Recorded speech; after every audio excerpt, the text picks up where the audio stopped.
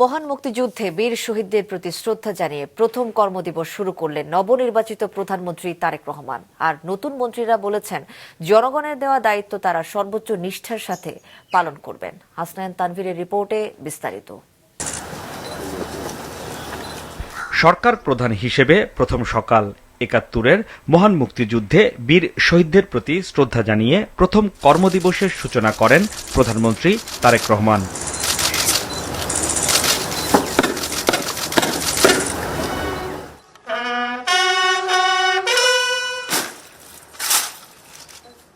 এরপর শ্রদ্ধা জানান নতুন সরকারের নবনির্বাচিত মন্ত্রিপরিষদের সদস্যরা।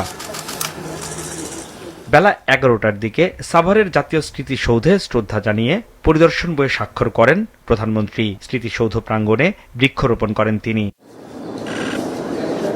এরপর রাজধানীর জিয়া উদ্যানে বিএনপির প্রতিষ্ঠাতা সাবেক প্রেসিডেন্ট ও বাবা জিয়াউর রহমান এবং সাবেক প্রধানমন্ত্রী ও মা খালেদা জিয়ার সমাধিতে ফুল দিয়ে শ্রদ্ধা জানান নতুন প্রধানমন্ত্রী তারেক রহমান।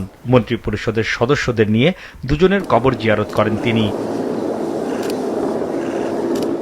পরে সেখানে নবনির্বাচিত মন্ত্রী প্রতিমন্ত্রীরা জানান, দায়িত্ব বুঝে নিয়ে দেশের জন্য আজ থেকেই কাজ শুরু করবেন তারা। জনগণের প্রত্যাশা অনেক কঠিন দায়িত্ব, গুরুত্বপূর্ণ দায়িত্ব।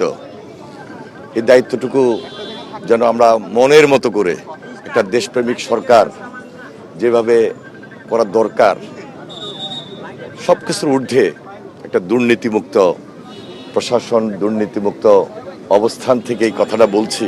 দ্রুততম সময়ের মধ্যে এই দপ্তরগুলি যেটা আমার দায়িত্ব পড়েছে দেখভাল করার, সেটা সেই জরাজীর্ণতা যদি থেকে থাকে সেটাকে রিফর্ম করে, জনবান্ধব করে, জনকল্যাণে আপনার ফাংশন করানোর জন্য প্রস্তুত করা হবে, কার্যকর করা হবে। প্রবাসে শ্রমিক পাঠাতে ব্যয় কমিয়ে আনতে হবে এবং নানান ধরনের যে সিন্ডিকেট আছে সেগুলো ভেঙে তাদের সহজ সেবা নিশ্চিত করতে হবে। এটা আমাদের একটা বলতে পারেন যে প্রায়োরিটি আছে। আমাদের মাননীয় প্রধানমন্ত্রী, তাকে নিয়ে যখন কিছুদিন আগে আপনারা দেখেছেন যে একটি ব্যঙ্গ করেছিল এবং তিনি সেই ব্যঙ্গকে তিনি নিজে পোস্ট দিয়ে সেটিকে সমর্থন জানিয়েছেন। তার মানে আমরা চাই যে গণমাধ্যম স্বাধীনভাবে কাজ করবে এবং স্বাধীনভাবে আপনারা সকল মতামত আপনারা প্রকাশ করতে পারবেন এবং সেটার জন্য আমাদের সরকারের পক্ষ থেকে সার্বিকভাবে সহযোগিতা সবসময় থাকবে। জিয়া উদ্যান থেকে প্রধানমন্ত্রী তারেক রহমান সরাসরি চলে যান সচিবালয়ে। ১ নম্বর ভবনের ২০১ নম্বর কক্ষে প্রথম কর্মদিবসের কাজ শুরু করেন দেশের নতুন প্রধানমন্ত্রী।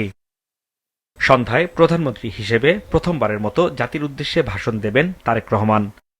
হাসনাইন তানভীর, মাছরাঙা সংবাদ, ঢাকা।